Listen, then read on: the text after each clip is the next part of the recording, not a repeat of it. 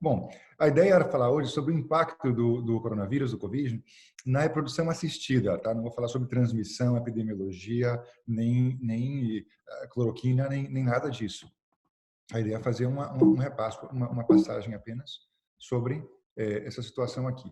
Então, bom, já foi apresentado pelo Jorge, não necessitamos mais informações. Trabalho há 13 anos no IVE de Valência, no Instituto Valenciano de Fertilidade, e temos várias clínicas, né?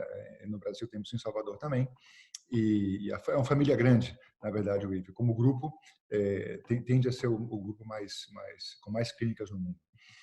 E, bom, alguns disclosures para entender que isso não tem nenhum conflito de interesse. E qual é o impacto, qual é realmente o que causa para a gente que trabalha com reprodução assistida. Eu entendo que esse grupo que está conversando aqui agora somos todos ginecologistas, não sei se tem embriologistas também, ou se tem algumas pessoas que trabalham especificamente só com reprodução assistida, mas eu imagino que todos têm um interesse grande da reprodução. Não são todos ginecologistas, são médicos ginecologistas com PEGO ou se não com residência. Não tem todo mundo assim. E tem o pessoal de apoio, né, que está na gravação, na transmissão. Maravilha. Então, é justamente quem tem um impacto maior sobre essa realidade. O que acontece? Primeiro, temos que identificar filosoficamente o que é que estamos prevenindo. Por que a gente está isolado? Pelo risco de saúde individual da nossa paciente potencialmente grávida ou é por um risco de saúde pública? As publicações até hoje foram mostrando que é muito duvidoso o impacto do coronavírus na gravidez, na fertilidade, nos gametas por separado, sêmen, óvulos, no embrião resultante e até nos partos.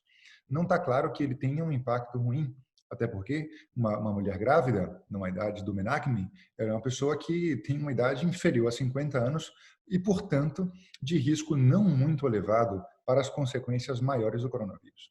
Por outro lado, a saúde pública é uma outra história. Se a gente pensar que uma paciente grávida, a gente colocou um embrião hoje, ela pode ter uma gravidez tranquila ou uma gravidez com ameaça de aborto ou uma gravidez ectópica ou qualquer necessidade extra de assistência médica e os hospitais estão colapsados com pacientes com coronavírus e outras complicações, então passa a ser importante, mesmo para quem é de baixo risco, o coronavírus. Eu, dentro da minha incipiente arrogância aqui na Espanha, falei, olha, meus pais não moram aqui, eu e minha esposa, que somos jovens, tenho 3 filhos que, obviamente, são jovens, e eu não sou de risco, não tenho que estar tão preocupado, não. E aí, um dia, um colega meu me perguntou, Fábio, e se seu filho tiver apendicite? Que não é culpa de ninguém, você não se expôs a nenhum risco, aconteceu porque aconteceu. Ele vai bater no hospital e vai ter pouco médico, ou quem vai atender ele vai ser o ginecologista, ou vai ser o dermatologista, não vai ter um cirurgião para atender ele. Será que vai ser uma boa ideia? Será que não vale a pena todo mundo se unir e, em prol da saúde pública, fazer um confinamento forte, real e reduzir o impacto da doença? Então foi quando me convenceram a pensar em saúde pública mais do que na saúde individual. E esse é talvez o porquê de tudo, aqui na Espanha, fazer de uma forma tão rigorosa como fizeram.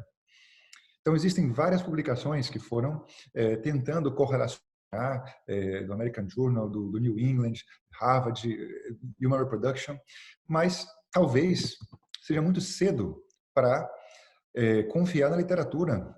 A literatura feita em 2 meses, que não chega a 2 meses, um mês de literatura. O que é que em um mês não vai mudar quando depois de um ano olhar para trás saberemos muito melhor o que foi tudo isso. Talvez agora seja muito cedo para a gente tirar conclusões e dizer, não afeta a gravidez. Sim afeta. Eu vou fazer isso, eu vou fazer aquilo. É hora de ter cuidado, de ter cautela. Na Espanha, o determinante para a gente foi o tal do estado de alarme daqui da Espanha, que a gente não pode sair de casa a não ser que tenha um motivo forte para sair de casa. E existem umas normas, que agora eu não vou ler todas elas, que não vale a pena, mas é sair de casa só para poder comprar comida, sair de casa para ir a trabalhar em trabalhos que sejam de extrema necessidade, ou seja, médico. Chegou-se a duvidar se o meu trabalho era de extrema necessidade, já que eu não vou salvar vidas, eu estou indo para uma clínica de reprodução. Ou na hora que você está com o seu carnê de médico e uma declaração da sua empresa de que você é médico, a polícia que faz a blitz não vai te barrar e perguntar qual é a sua especialidade. Mas chegou a minha esposa dentista e ela não pôde abrir a clínica só para urgências. É verdade que ninguém do Estado, ninguém da polícia que faz os controles sabe diferenciar o que é uma urgência odontológica, obstétrica, e vai acreditar no bom senso do profissional de que só abriu realmente o seu estabelecimento para atender uma urgência, mas de um mês de confinamento foram 3 vezes aberta a clínica da minha esposa odontológica e na minha clínica, onde somos 12 ginecologistas que têm consultório, tirando os cirurgiões e os outros que estão fazendo outras áreas, né, de doação de óvulos, etc. Os que fazem consultório com paciente somos 12 e a gente está fazendo um revezamento, onde vai um de nós 12 ao dia. Eu só vou no consultório uma vez a cada 12 dias, para dar atenção para, no começo do processo, aquelas que não tinham acabado os ciclos, e no final, aquelas que estão grávidas e não têm os obstetras dela para poder fazer o seguimento da gravidez. Então, não podemos sair de casa, e por não poder sair de casa, não podemos executar o nosso trabalho. Não é porque nosso trabalho seja de maior risco para as nossas futuras gestantes, é porque não podemos sair de casa. E isso é lei, isso é uma norma com multas, com uma série de repercussões por trás disso também. Então fica a mensagem de que não saímos de casa e suspendemos todo o tratamento de reprodução humana por responsabilidade social, não por risco e impacto violento que tem a doença no nosso público-alvo, mas por responsabilidade social, que já é um motivo suficiente, pelo menos aqui, onde eu trabalho e onde eu vivo, se considera como um motivo suficiente também. Isso, na verdade, vamos fazer uma matemática sobre isso. Vamos colocar aqui o tempo rápido pelo qual essa doença se dissemina, se multiplica, passa de um caso para o outro e vai gerando novos casos críticos internados em hospitais, mas o processo que ele tem de contaminação bem fácil, mais fácil do que outras doenças, dividido por recursos médicos de hospital, leitos de UTI, etc., etc. Essa é a matemática da gente. Se temos um país onde a saúde pública é nota 1000, como a Alemanha, por exemplo, a Alemanha tem o número menor de casos de mortes por paciente, desculpa, de mortes por habitante. Ele tem um número de casos bem grande, a Alemanha tem muitos casos, poucos menos que a Espanha, mas morreu, sei lá, 6, 7 vezes menos, porque tem um sistema de saúde muito mais preparado, um sistema de saúde que pôde fazer tudo isso e dar conta do recado. Conversei antes de ontem com um amigo, irmão meu, que fez um treinamento aqui comigo, era cirurgião, foi cirurgião daqui do Rio de Valência durante um tempo, depois voltou para o Paraguai, e disse que no Paraguai inteiro eles não têm mais do que 200 leitos de UTI em todo o país. Então eles não podem se permitir o luxo de nada acontecer, porque senão morre todo mundo. E se morre todo mundo, não dá para fazer não cuidar das pessoas. Então, a matemática ela vai ser diferente em cada país, em cada estado, em cada cidade. Em Valência, que é onde eu moro, que é a terceira maior cidade da Espanha, o número de casos por habitante é muito inferior a Madrid, a Barcelona, ele é inferior à média da Espanha, e aqui não chegaram a lotar as UTIs, não chegou a faltar respirador, não chegou a ter isso. A nossa doou 2 respiradores para o hospital, para um dos hospitais públicos aqui, e depois de 15 dias devolveram porque não precisou. E isso é uma tranquilidade. Já em Madrid, que a contaminação foi mais forte e tem mais população que hospitais, o bicho pegou. E pegou muito. E foi muito mais catastrófico. Como não dá para desmembrar as atitudes por cada cidade, o país inteiro está em quarentena muito rigorosa. Então, esses foram alguns dados que a gente pegou da Sociedade Espanhola de Fertilidade, da Sociedade Espanhola de Ginecologia e Obstetrícia, que no começo do processo, muito parecido ao que vocês foram recomendados aí, de acordo com o que eu tenho conversado com meus companheiros e colegas, terminar os ciclos de FIV que já tinham iniciados, não iniciar novos ciclos, realizar todas as transferências de forma diferida, ou seja, transferir mais tarde, não colocar embriões congelados, por quê? Por que eu vou colocar um embrião congelado? Se está congelado mesmo, mantém como está e colocar mais tarde e cancelar inseminações artificiais.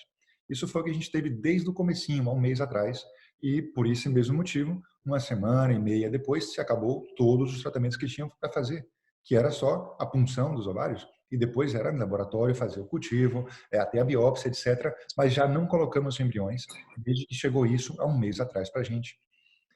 Não colocamos embriões, nós, Não sei se todas as clínicas da Espanha fizeram o mesmo. Isso é uma recomendação, não existe uma lei, a polícia não entrou dentro do laboratório para saber o que aconteceu, mas dizem que algumas clínicas invadiram discretamente esse período. Hoje já ninguém faz mais nada, mas a primeira semana, a segunda semana continuaram fazendo e foram muito mal vistas, pensando que a clínica dava mais importância em não parar suas atividades, em continuar faturando, do que realmente com cuidado com os pacientes. Mas, sem dúvida, que a imensa maioria das clínicas deixou de exercer essas atividades. Esses são os números de hoje não, de ontem, porque hoje ainda não acabou o dia. Até o Jorge pediu para eu poder mandar uma aula antes, falei, olha, eu quero trazer dados mais frescos para poder, do mesmo dia. Isso, os Estados Unidos nem conta, né, que tem uma quantidade abismal de casos. Deixa eu colocar um ponteiro aqui. Ok, os Estados Unidos está bem na frente. A Espanha é o segundo país do mundo em quantidade de casos, mas em número de mortes a Itália continua mais grave. E a França vai passar em 2 dias. A França está morrendo muita gente. 17 mil casos só ontem na França. Enquanto que os países mais heavy, que é o Brasil, desculpa, a Espanha, Itália, etc., são mais ou menos 3, 4 mil casos. A Alemanha também tem bastante casos, como eu comentei, 137 mil, frente a 180, 160, mas mortes, 4 mil, muito menos que as quase 20 que tem os que estão liderando. Ou seja, a Alemanha tem algo no sistema de saúde que é superior. Não sei dizer o que é, não tenho contato com a saúde pública alemã, mas alguma coisa eles fazem melhor. Coisa que o Reino Unido, por exemplo, não está fazendo tão bem. Ou está diagnosticando menos, e tem muito mais gente diagnosticada, porque está morrendo muito mais do que a Alemanha, com menos casos. E o Brasil já começa a aparecer aqui. Eu acompanho essa tabela no Worldometer, que é um site que vai contando tudo no mundo, né, e conta também o caso do coronavírus. E o Brasil estava lá embaixo, eu tinha que passar 2 páginas para baixo para enxergar o Brasil, e infelizmente eu já vejo ele aqui, na primeira página da tabela, sem ter que passar muito para baixo. E ele, há 2 dias atrás, passou a Holanda, passou o Canadá e passou um outro que está aqui embaixo também. Infelizmente passou a Rússia, também está ganhando muito peso agora. Eu conversei com eles hoje meio-dia, e eles estão começando a ter problema. É um congresso que ia existir fisicamente hoje, esse congresso, e teve que se virar formato online, por isso que eu tive esse contato com eles. E também tem países, enfim, é só uma ideia geral do que está acontecendo. Provavelmente daqui a menos de uma semana a França ocupe o lugar da Espanha em maior gravidade. Não é uma alegria para mim, pelo contrário, eu quero que todo mundo baixe. Na Espanha, em particular, Madrid é quem está realmente liderando os casos, pelo aeroporto que tem, pela quantidade de casos que tem, dizem também que a população é mais idosa em Madrid. A Espanha tem uma população extremamente idosa. A Espanha é o segundo país mais velho do mundo, é o país mais velho de toda a Europa. Só perde para o Japão, que é o país que tem a idade média mais alta, mas o Japão, por uma série de questões culturais, não foi massacrado pelo vírus, porque eles já naturalmente tinham uma série de cuidados com relação à transmissão de vírus, uso de máscara e um pouco de espaço pessoal, distâncias, etc. Então, Madrid e Catalunha lideram, sem nenhuma dúvida. Depois vem Castela-La Mancha, País Basco e, como eu falei aqui, na Comunidade Valenciana, que é Valência, está bem mais tranquilo que a média, graças a Deus, que é onde eu estou, mas, enfim, o país como um todo está sofrendo, mas a variação de casos vem diminuindo. A variação de casos confirmados vem diminuindo, mas está um pouco estável agora, nem está diminuindo para zerar, infelizmente ainda não. Comparando com a China, que teve um começo bem violento, a curva de início foi bem alta, como todas, uma curva bem acentuada. Depois, bom, isso aqui será problema de notificação, porque não dá para um dia ter essa quantidade, no outro ter essa, na outra ter menos da metade. Provavelmente foram notificados e essa curva, se multiplicasse um fator de correção, ela seria mais redondinha, mas ela tende a acabar e não acaba de vez. Na hora de acabar, não dá para acabar tão rápido como começou, acabar mais lento. Aqui na Espanha, estamos assim, pegar a curva da China e jogar para o lado e ver quem está aqui nesse momento ainda, de muitos casos. Com fé em Deus, daqui a uma semana vamos estar aqui, mas não dá para saber, só o tempo vai dizer realmente para a gente. Mas começou bem violento e está caindo agora. E no Brasil, ainda não está caindo. Espero que caia mais cedo. A história não tem que ser a mesma para todos os países. Existe uma série de suspeitas de quem tem os países onde tem vacinas para BCG, por exemplo, para tuberculose, vão ter expressões menos violentas dos casos. Várias hipóteses que ainda não dá para confirmar todas elas. Mas tomara, eu rezo para que seja menos violento o impacto no Brasil, é o meu país, eu quero voltar para aí, tanto para minhas férias em agosto, como para o Congresso Brasileiro, que vai ser em agosto também, e eu espero que esteja livre o caminho para poder voltar. Aqui, provavelmente, em agosto já vai estar funcionando, eu vou comentar mais tarde, que daqui a um mês, no máximo, já poderemos abrir as portas das clínicas de reprodução, provavelmente, aqui daqui a um mês, ou um pouco menos, talvez. Mas é só para a gente entender as curvas, uma curva precoce de resolução, no meio da confusão, espero que diminuindo, e talvez no começo, espero que seja o começo e o fim, juntem rápido o começo com o fim. Mas, aparentemente, a curva parece mais uma curva de começo, espero que não. E as diferenças principais que a gente tem, desculpa, que a gente tem no Brasil e na Espanha, uma é o tamanho do país, que é muito mais fácil controlar, um tamanho de país a Espanha. O governo também, eu não gosto de me meter em política muito não, mas o governo espanhol ele é um governo historicamente muito mais pró-social. É um governo que, comparando com Trump, por exemplo, não pensou em nenhum momento na economia do país, pensou o tempo inteiro no bem-estar da população e a economia, que não digo que seja correto nem incorreto não, tá?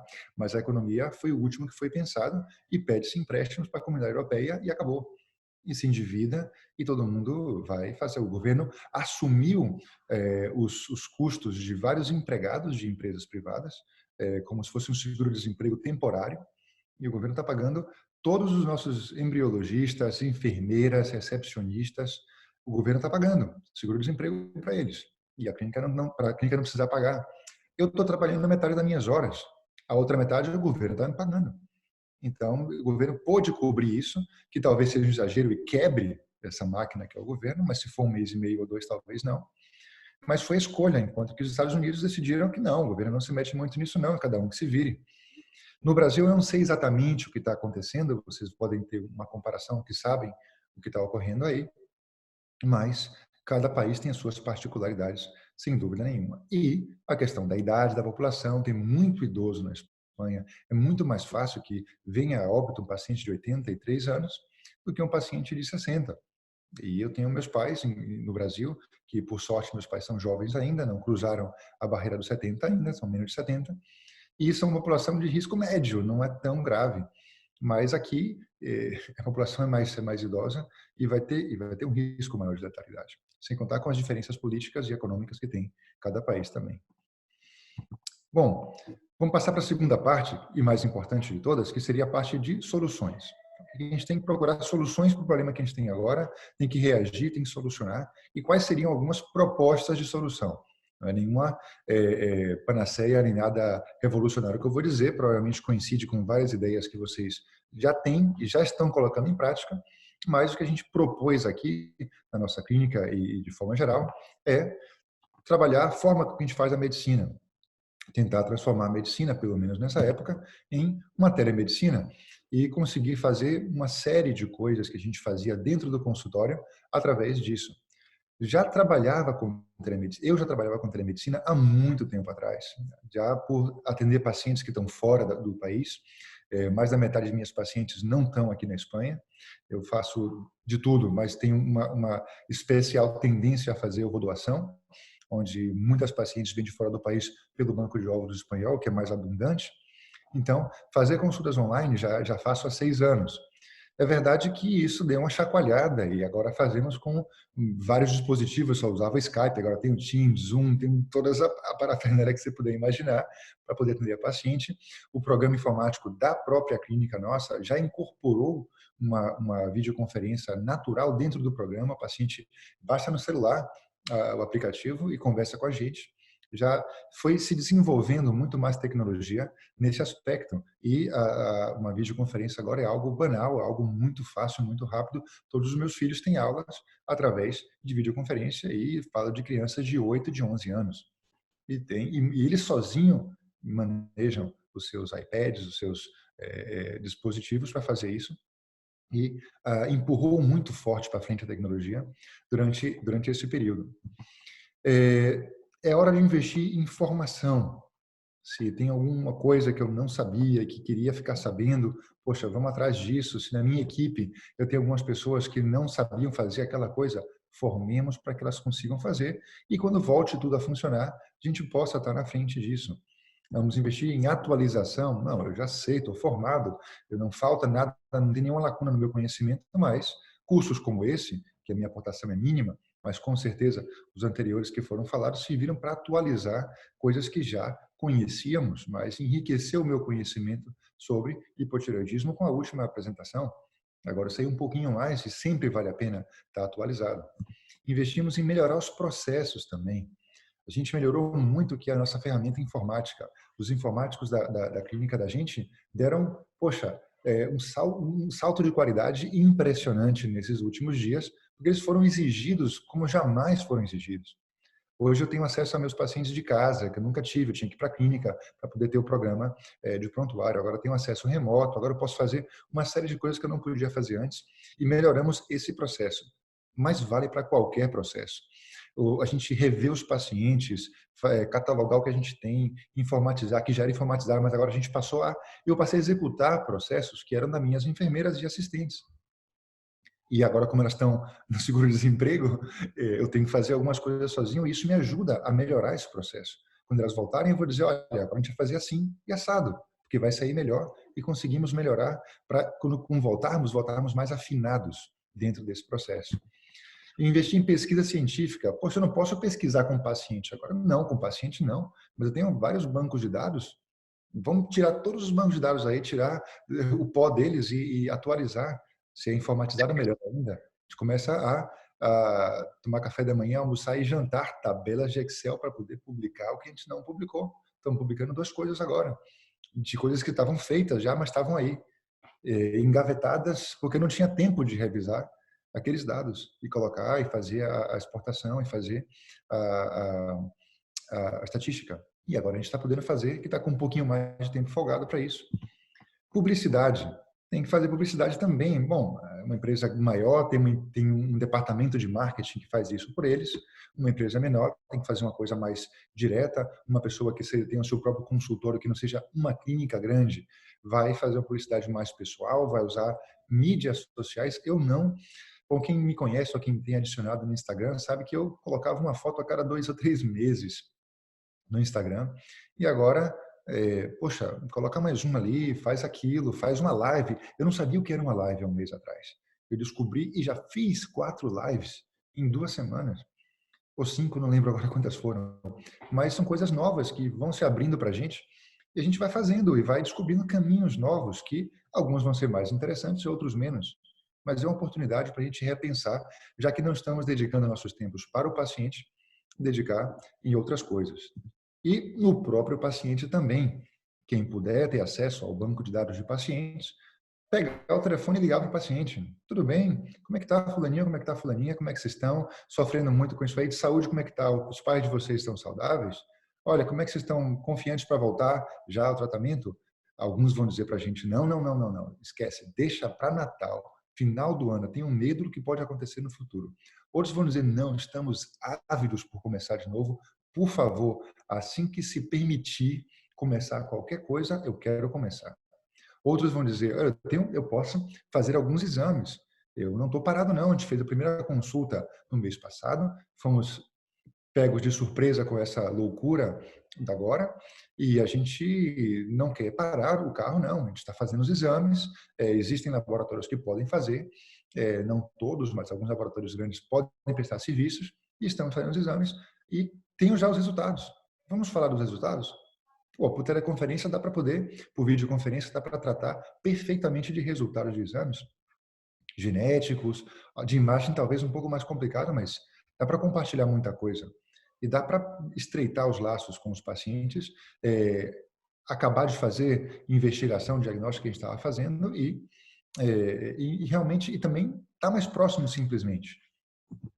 E, bom, dentro do que a gente estava falando já, também adiantar o que é a parte de investigação diagnóstica, o que puder ser feito, vai ser feito.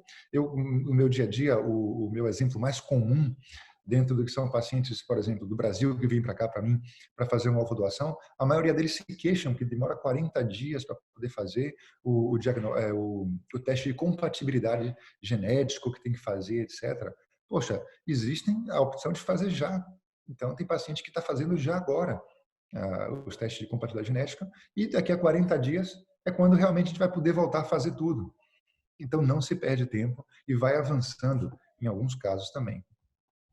E quando possamos começar, não ter medo do começo novo, na verdade, não é um começo desde o começo, é um começo com a experiência que sempre tivemos e a experiência que a gente foi adquirindo com outros colegas. Eu estou tentando passar um pouco da Espanha para vocês, a gente vai aprender, a gente aprendeu com a China, vai aprender com a Itália, vai aprendendo com quem já passou por isso e tentar copiar o que deu certo e fugir do que não deu certo. Conselhos para quando voltemos a trabalhar. Precaução, isso é o mais importante de tudo. A saúde do paciente é o mais importante e vale a pena começar mais devagarzinho do que começar com pressa e cometer erros. Porque um erro não é irreparável.